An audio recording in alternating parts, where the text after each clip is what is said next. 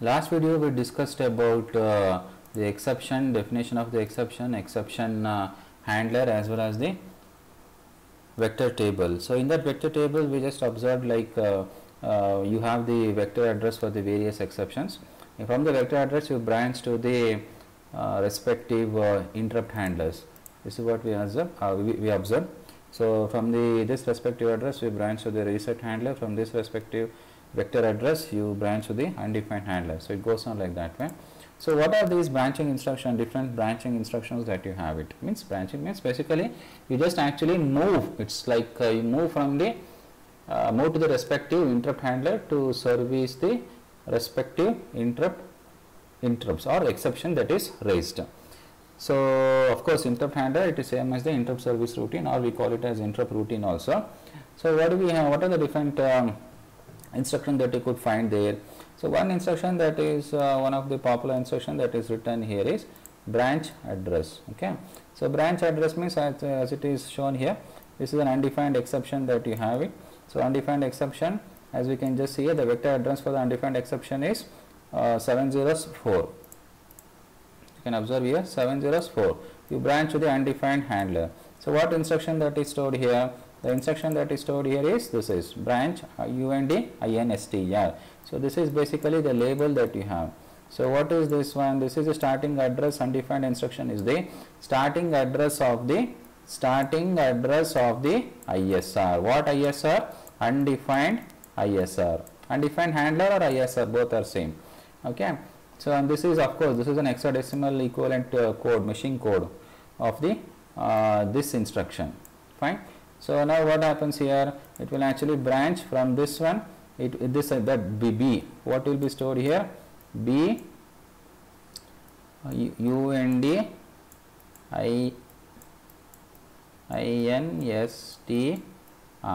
So this instruction, it will be stored here, hexadecimal. Of course, this instruction will not be written here. What you have to understand, it's a hexadecimal code. This code will be written. This code, what you have it here. Okay, this code will be put up in this 32-bit code. So from here to here, 4, 5, 6, 7, that 4 byte will be put up here. From there, this is an UND-INSTR. This is a label, and somewhere here you have the address of this label, and here to here somewhere, maybe let me actually same thing what you have, instead of UND-ISR, let me write, sorry, SVC-ISR, UND-ISR. From this address, this the starting address, this will be the label that UND-INSTR what you have written. So UND-INSTR. Okay, so that UND-INSTR starting address, the label that will be here. So till here it will complete the execution. So what we are doing in the vector table is just actually a branch. So that vector address, whenever some undefined exception is thrown, immediately it picks up that from that address it picks up the instruction. That is what processor does. Whenever the undefined exception or any of the exception occurs, processor picks up the instruction from that particular address. Processor picks up the instruction from the particular address. It takes that instruction, executes that instruction. Whenever it executes that instruction, it will switch back to this ISR. Then series of instructions are executed to handle that interrupts. Then when it returns, it will return to the, how does it return? That we'll just look into it. Okay, but obviously it will return into the next instruction or same instruction, depending on what kind of exception that you have it. So of course that we'll look into it later, but it will definitely return into the normal execution of the normal flow of the execution of the instructions before the exception was raised. You have a normal flow here. The exception is raised here. Whenever exception is raised, it will switch to the interrupt vector table. From that interrupt vector table, it takes the for that particular exception, where do you want to branch to the particular ISR. That instruction is executed. From that instruction executed, it will switch to the ISR. From that ISR, it will return back to the again normal flow of the execution of the instruction. Normal flow of the execution of the instruction, exception is raised, interrupt vector table. From that interrupt vector table, it will switch to the ISR. Then again normal flow of the execution of the instructions. That is what always it happens like that way. Okay. Now, of course, similarly you have another kind of instruction. You can just look into this LDR PC comma hash of offset. So in this case, what happens? this is basically what instruction that you have. You can just look at it. Whenever some reset exception is thrown, you have LDR PC comma hash reset. So where is this instruction stored? This instruction is stored from this vector address. Okay, of course this hexadecimal equivalent code is written here. Whenever I say this instruction is stored, means this code is written. This is for you to understand, and machine understands this code, and this is stored in this vector address. Of course 32 bit. So from 0, 1, 2, 3, each memory location, it is 8 bit. So 8 into 4, what you have is 32 bit. Okay. So now this instruction is taken. Whenever this instruction executed, what happens here?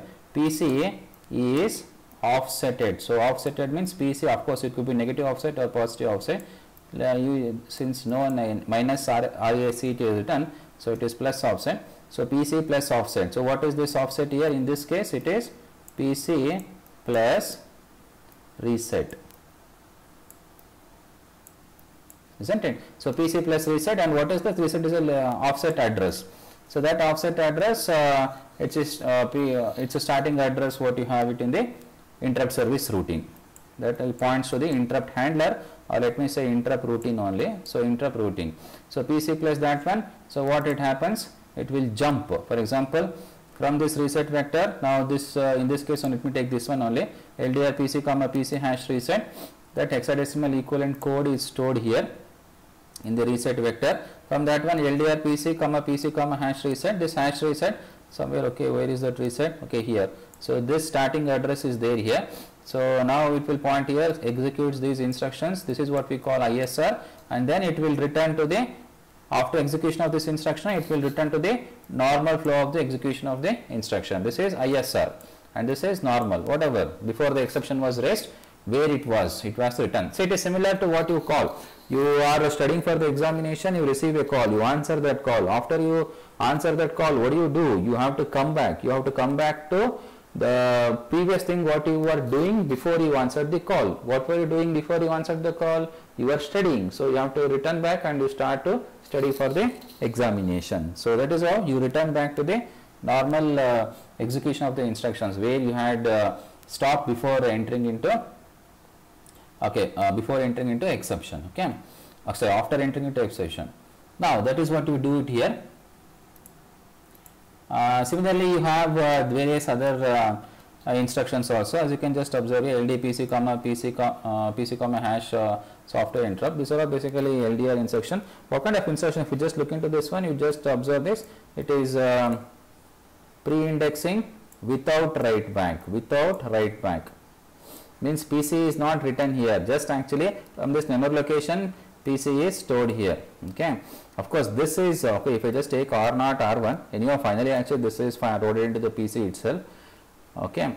So, but this PC will not be operated, but don't think here it will not be taken. Anyhow, this will be taken here. Okay. So, but definitely, since if exclamatory mark was there, then it would have been pre-index, just pre-index. Now it is pre-index. You are not writing it back. You are not writing it back to this one, isn't it? So this is what you have it here. Now let me actually look at the other exceptions. This is prefetch about exception. Similarly, you have this instruction. All these instructions are similar only. All these instructions are what you have it here is load instruction. Okay.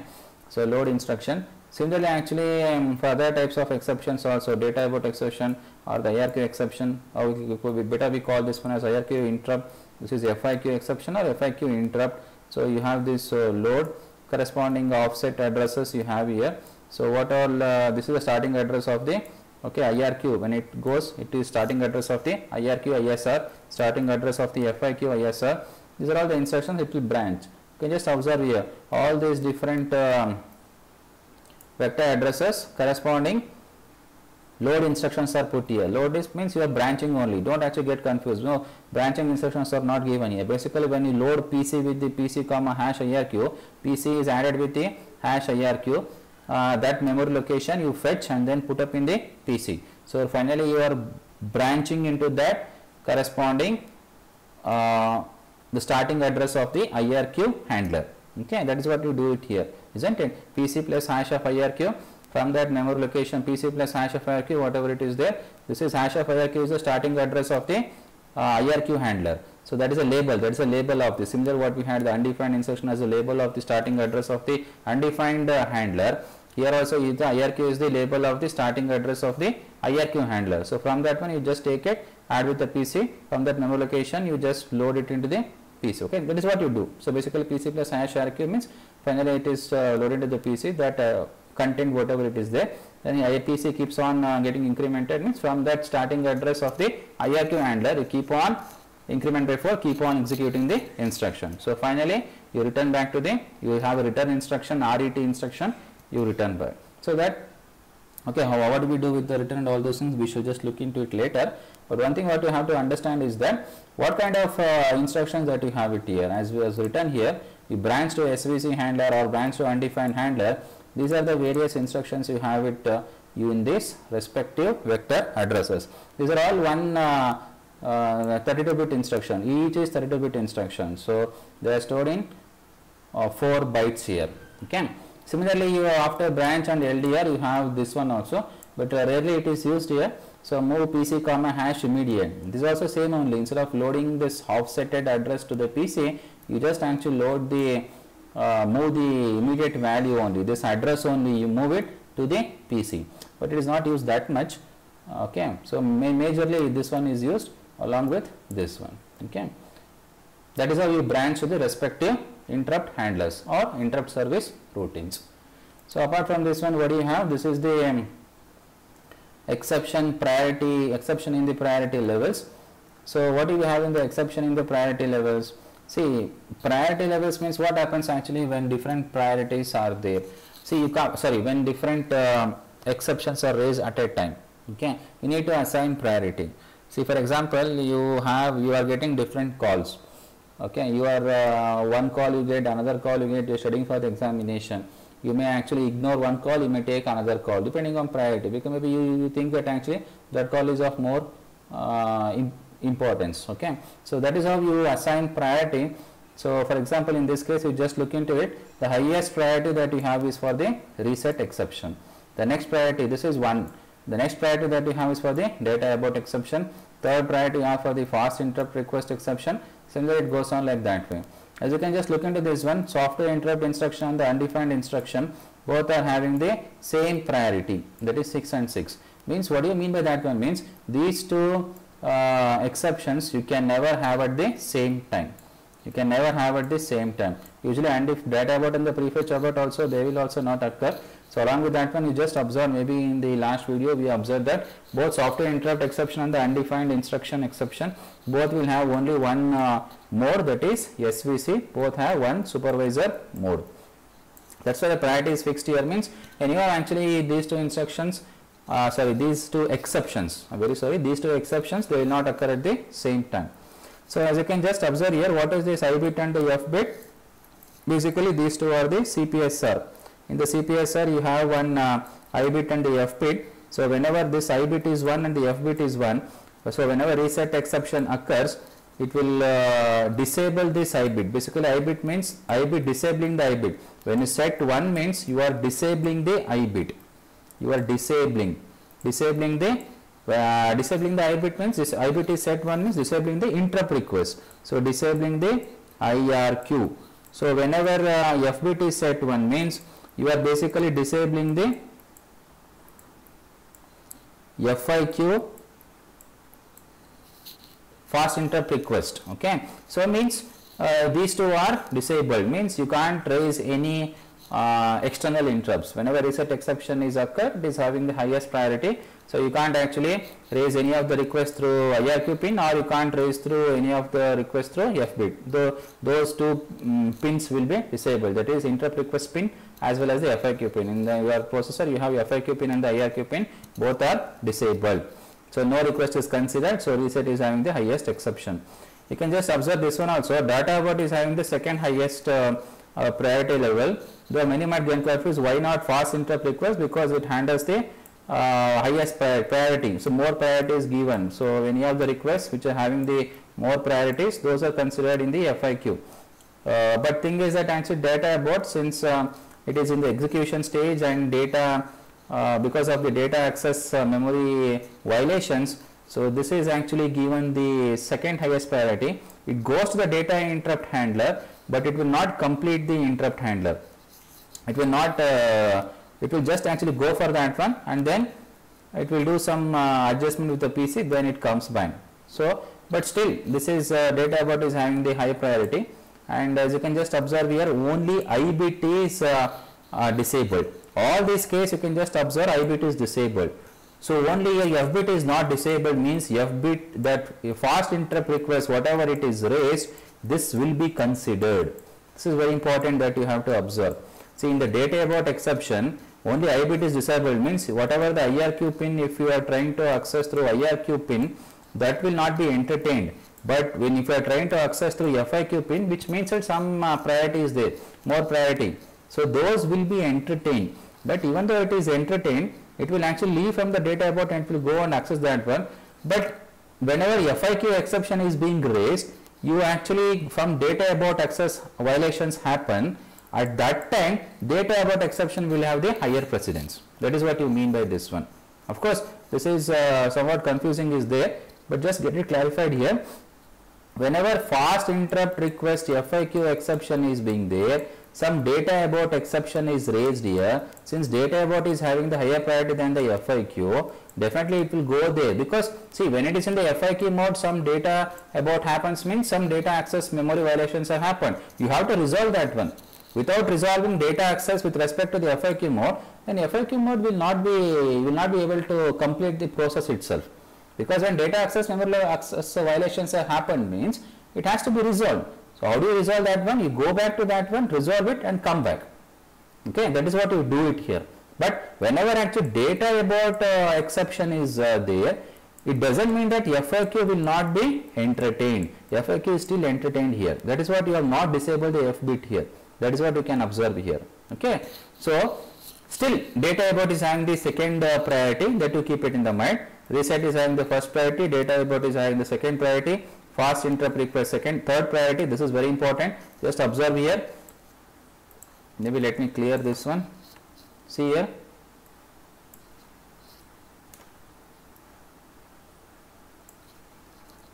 Okay, so just observe. So now what happens here?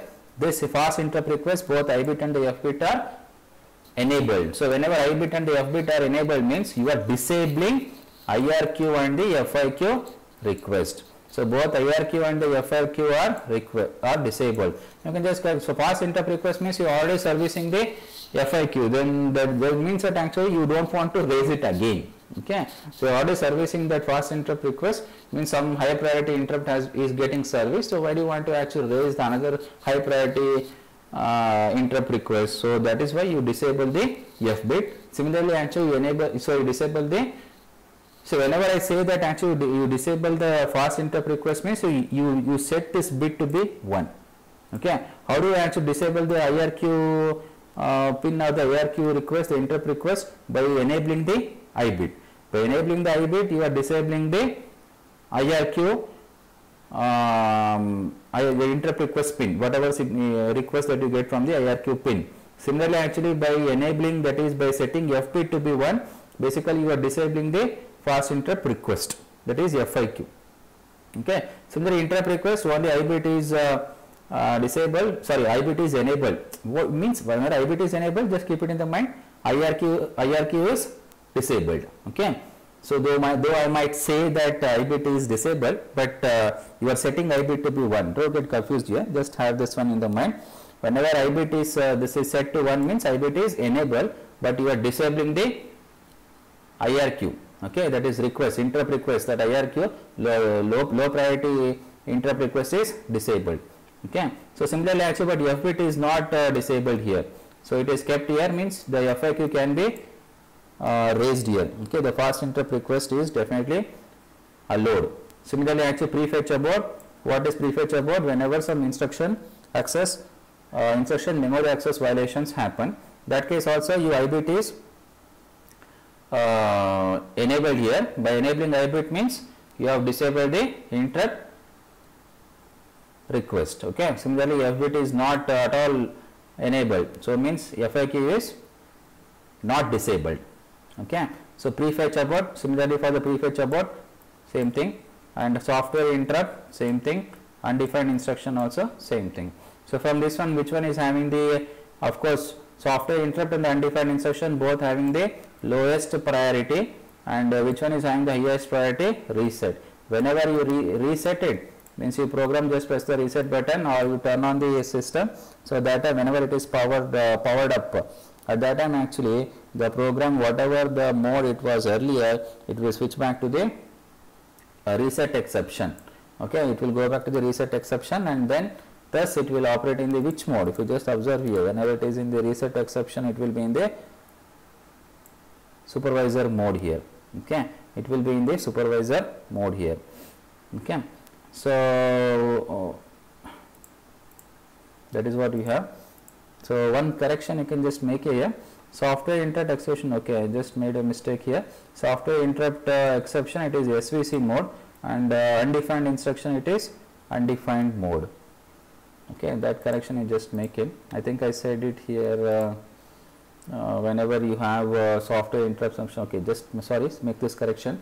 Software interrupt section SVC, undefined instruction is undefined mode. Okay, that correction.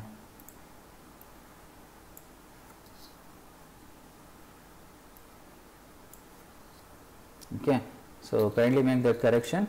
So whenever software interrupt exception is raised, you have software interrupt mode. Whenever undefined instruction is there, you have the undefined mode. Okay, so of course reset exception, sorry, this is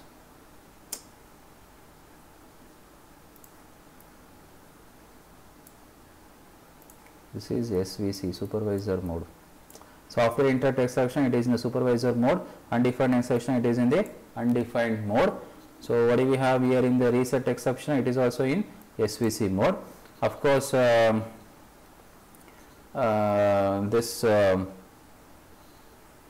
these two exceptions, whenever reset exception occurs and the software interrupt exception occurs, both will be in the supervisor mode only. Since reset will be having the higher priority, reset exception will definitely be having the high priority than the software interrupt. So reset exception will be handled first, then the software interrupt exception. I think in the last video I said reset and the software interrupt exception cannot happen at the same time. So kindly make that correction. Maybe in this video I said that yeah, software interrupt exception, the reset exception cannot happen at the same time. Kindly make this correction. Let me write it here. Yeah, it was a mistake. So both reset and the software interrupt exception can happen. So let me write it here. Reset and the SWA exception can happen at the same time. Okay, reset and the software interrupt exception can happen at the same time. So reset and the software interrupt exception can happen at the same time. So but one thing what you have to understand, what is the mode that will be there? It will be in the SVC mode. So that is supervisor mode. So it will be in the supervisor mode. So whenever it is in the supervisor mode, but who is having the higher priority? Reset exception will be considered first, as reset exception is having highest priority. Okay, so this is what you have to keep in mind. So I am very sorry, kindly make that correction in the first video. Reset and the software interrupt exception can happen at the same time, and what is the mode? It enters supervisor mode, and whenever it enters the supervisor mode, definitely because reset exception will be considered first. Okay, reset exception will be considered first, and it goes to the reset handler, as reset exception is having the highest priority. So undefined instruction, software interrupt exception, both are having the same priority here. So they are having the same priority. So software interrupt and the undefined instruction, they are the program, they are the instruction dependent. You write that instruction. So they based on the instruction that you write it. If you have written wrong instruction, if you go to the UND mode, if you have written the software interrupt, it will definitely go to the SVC mode. So these two exceptions cannot happen at the same time. So that is what you have to make it. Definitely software interrupt exception and the undefined interrupt exception, they cannot happen at the same time. And undefined instruction will go to the undefined mode, software interrupt exception will go to the supervisor mode, reset exception will also go to the supervisor mode. But these two exceptions, they can happen at the same time, and reset exception will be considered first because that is having the higher priority than the software interrupt exception. Definitely if it is in the fast interrupt request exception also, reset exception will be considered first because reset exception is having higher priority than fast interrupt request exception. Okay, that is FIQ exception. But software interrupt exception and then undefined exception cannot happen at the same time because SW you have written and the UND instruction, they both are different here. Some wrong instruction you have written, and same thing the SW also you can't have it in the wrong instruction. Software interrupt instruction definitely switch back to the software interrupt exception, and undefined instruction will switch back to the undefined exception. So, but thing is that they cannot happen. This will switch to the UND mode, this will switch to the SVC mode. They cannot happen at the same time, and that's why a priority, a common priority is fixed here. Okay. So this is what is about the priority levels. Kindly make this note. Okay. So this maybe in the first video also kindly may have it changed here. Okay. So this is with respect to the exception priorities, and with respect to the what are different instructions you have to transfer from the vector address, or from the address, what instruction is taken from the vector address for a particular exception, and you move it to the respective ISRs to handle those exceptions. Okay, thank you.